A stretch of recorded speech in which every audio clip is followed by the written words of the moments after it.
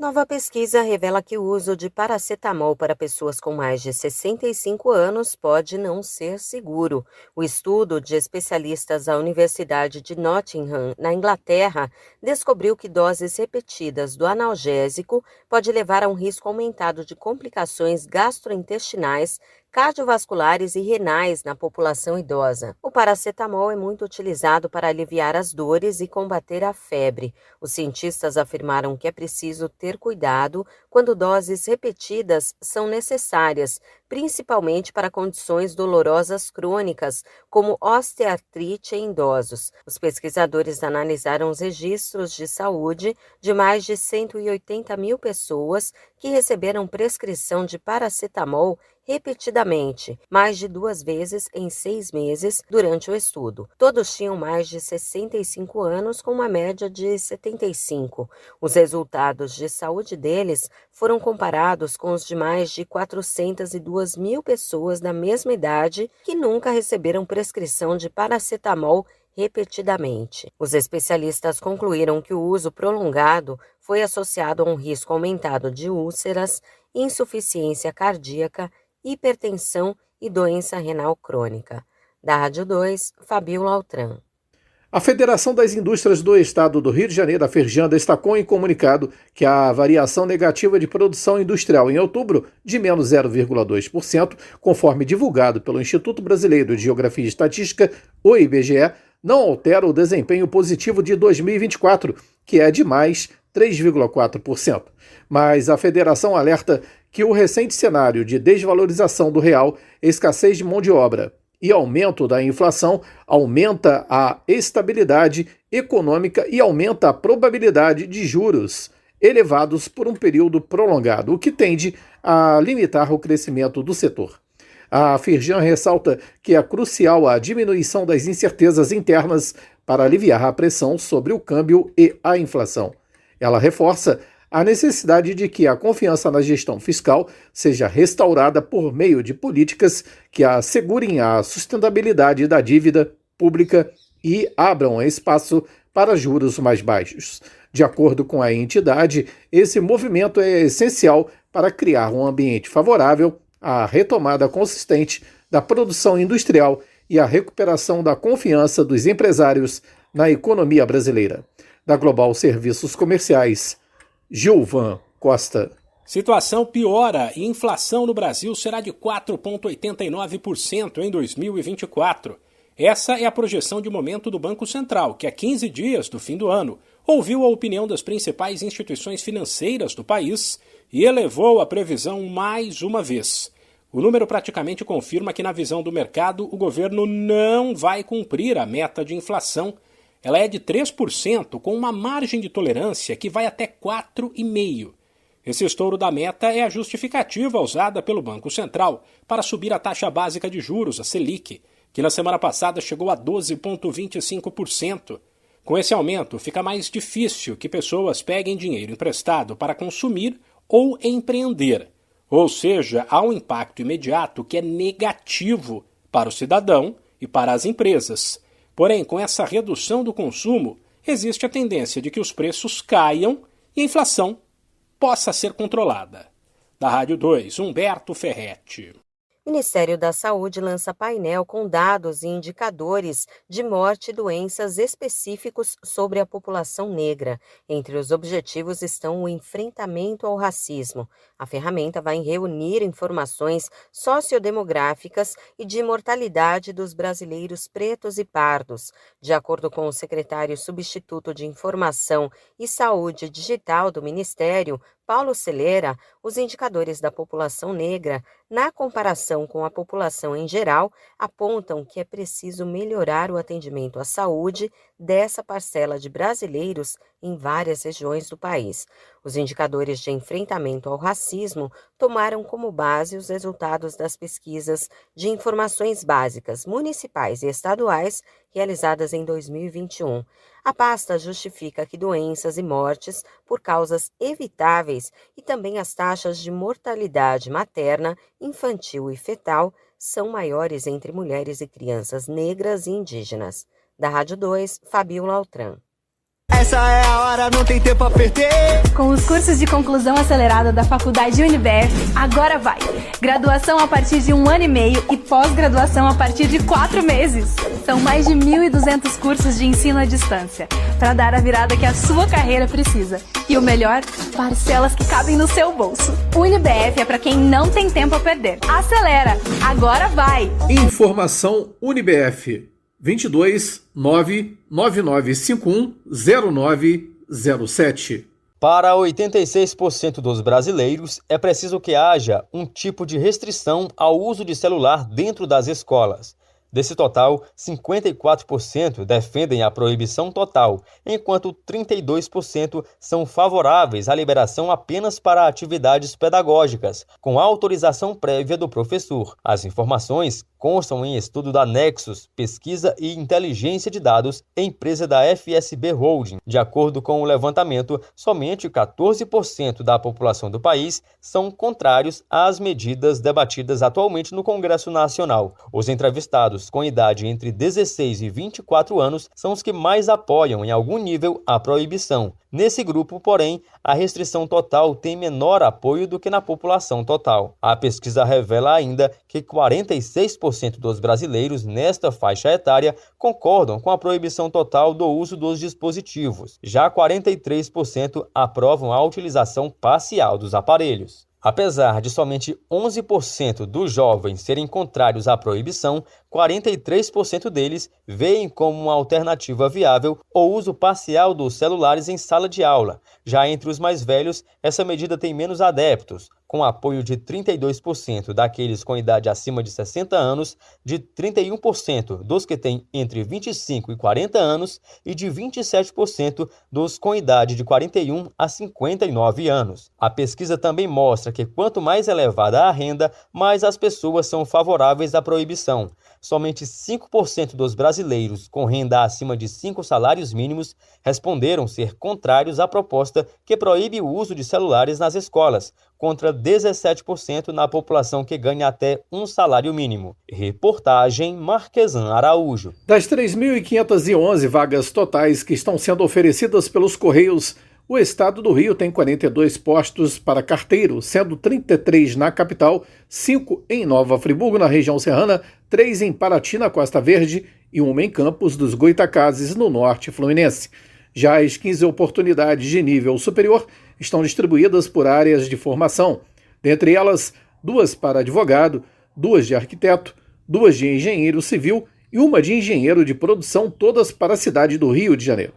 Das vagas, 10% são destinadas às pessoas com deficiência e 30% são exclusivas para negros ou indígenas. Contrariando as expectativas, o edital para carteiros não citou no cronograma a etapa de testes de aptidão física. Após estudos, a empresa entendeu que os exames admissionais são suficientes para identificar a aptidão do candidato para atividades nas ruas, feitas a pé, com apoio de bicicleta, motocicleta ou carro. O prazo de validade deste concurso será de 1 ano, contado a partir da data de publicação da homologação do resultado final, podendo ser prorrogado uma única vez, por igual período. As convocações extras e novas seleções dependerão de avaliação conjunta sobre as necessidades operacionais. Vale informar que já foram realizadas as provas e a divulgação dos gabaritos. Faltam agora as fases dos resultados, recursos e divulgação final dos classificados. As datas para estas fases não foram informadas até o fechamento desta reportagem pelos Correios. Da Global Serviços Comerciais, Gilvan Costa. A Defesa Civil Nacional autorizou nesta segunda-feira, 16 de dezembro, o repasse de 16 milhões de reais para ações de resposta e recuperação em municípios dos estados do Rio de Janeiro, Minas Gerais, Pará, Maranhão, Paraná e Rio Grande do Sul atingidos por desastres. Para conferir a lista de municípios e os valores repassados, acesse mdr.gov.br. Valdez Góes, ministro da Integração e do Desenvolvimento Regional, explica como os recursos podem ser aplicados. Os recursos de defesa civil podem ser empregados naquele primeiro momento que acontece o desastre para fazer assistência humanitária, para dar kit de higiene, alimentação para as pessoas que foram atingidas, que enfrentam as condições daquele desastre, bem como para restabelecer os serviços essenciais, como, por exemplo, abastecimento de água e desobstruções de vias públicas. Além disso, nós podemos também empregar os recursos da Defesa Civil na reconstrução de infraestrutura públicas destruída pelo desastre ou ainda de habitações destruídas também pelo desastre.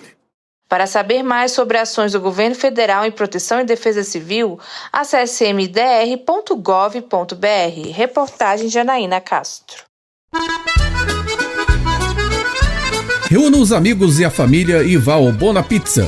O funcionamento é de segunda a segunda até às 10 da noite. Localizado na praça de alimentação do Friburgo Shopping, o Bona Pizza oferece pizzas doces e salgadas, lanches rápidos, sucos e refrigerantes. Bona Pizza do Shopping da Praça. Telefone com WhatsApp 2523 3025. 2523 3025. Abastecer com etanol segue vantajoso para o dono de carro flex. Dados da Agência Nacional do Petróleo indicam que ele foi vendido nos últimos dias a R$ 4,12 o litro, na média do país, alta de 6 centavos em apenas uma semana. Enquanto a gasolina também subiu. Ela foi vendida a R$ 6,15, avanço de 3 centavos.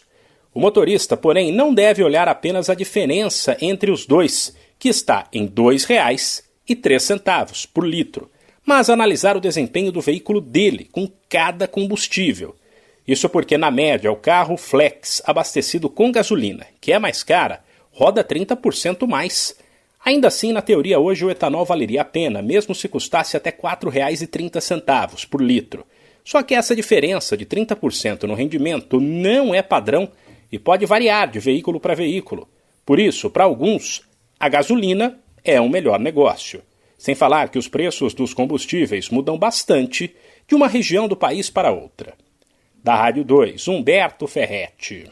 O Ministério Público do Estado do Rio de Janeiro, por meio da 2ª Promotoria de Justiça de Tutela Coletiva do Núcleo Nova Friburgo, no interior fluminense, manifestou-se através de petição no âmbito de uma ação civil pública ajuizada em 2016 para que o Estado e a Fundação Departamento de Estradas de Rodagem adotem medidas para reduzir os riscos existentes na rodovia RJ-130, que liga 2 municípios da região serrana, Teresópolis e Nova Friburgo.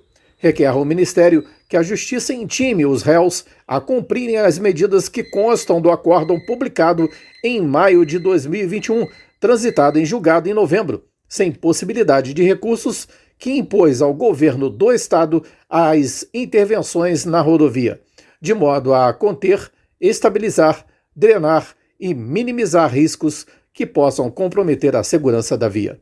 De acordo com o documento, o período chuvoso se aproxima e é essencial que os réus cumpram os comandos das decisões judiciais, que em nenhum momento tiveram seus efeitos suspensos. Da Global Serviços Comerciais, Gilvan Costa. Registro da primeira vacina contra a dengue do Instituto Butantan é solicitado para a Agência Nacional de Vigilância Sanitária. Caso seja aprovado, o imunizante será o primeiro do mundo em dose única contra a doença. Segundo o Butantan, os ensaios clínicos apontaram 79,6% de eficácia na prevenção da dengue sintomática e uma proteção de 89% contra a forma grave da doença. Além disso, os estudos mostram que a vacina pode oferecer proteção por até 5 anos. Se aprovada pela Anvisa, poderão ser disponibilizados 100 milhões de doses para o Ministério da Saúde nos próximos 3 anos. Desse total, 1 milhão já seria entregue em 2025 e o restante nos 2 anos seguintes. A vacina do Butantan é tetravalente e protege contra os 4 sorotipos do vírus. Os ensaios clínicos foram concluídos em junho. Durante mais de 3 anos, o Instituto acompanhou 16 mil pessoas que participaram dos estudos. O imunizante se mostrou seguro para a faixa etária entre 2 e 59 anos. Da Rádio 2, Fabíola Altran. O Brasil já ultrapassou o total de turistas estrangeiros registrados em 2023, alcançando 5.967.000 visitantes internacionais até novembro de 2024, conforme dados divulgados nesta quinta-feira pelo Ministério do Turismo, em parceria com a Embratur e a Polícia Federal. O número representa um aumento de 12,9% em relação ao mesmo período do ano anterior, com 679.971 visitantes a mais, marcando o maior resultado da série histórica para os primeiros 11 meses do ano.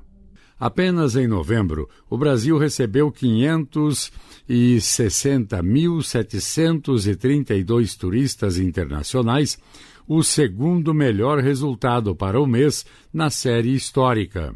Para ampliar ainda mais esses números, o governo federal vai lançar em janeiro de 2025 o Programa de Aceleração do Turismo Internacional PAT. A iniciativa prevê investimentos de R$ 63.600.000 para criar novos voos internacionais e gerar 500 mil novos assentos em um ano, aumentando o fluxo turístico em várias regiões do país. Da agência Rádio Gov em Brasília, Lademir Filipim. Atenção, gestor de recursos humanos. Essa mensagem é para você. Precisa contratar rápido e com precisão? Conheça o Golden Match da Curriculum. Sua empresa conectada aos melhores candidatos em até 10 dias. Para isso, são utilizados ferramentas inteligentes e uma base com mais de 13 milhões de currículos. Fale agora no WhatsApp 22 92 0 0 8 79 17 e conheça o Golden Match da Curriculum, a solução rápida e eficiente para o seu RH.